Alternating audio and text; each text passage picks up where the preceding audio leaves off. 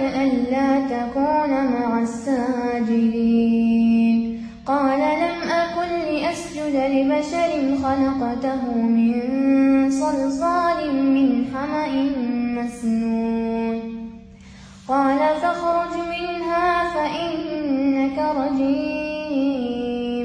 وإن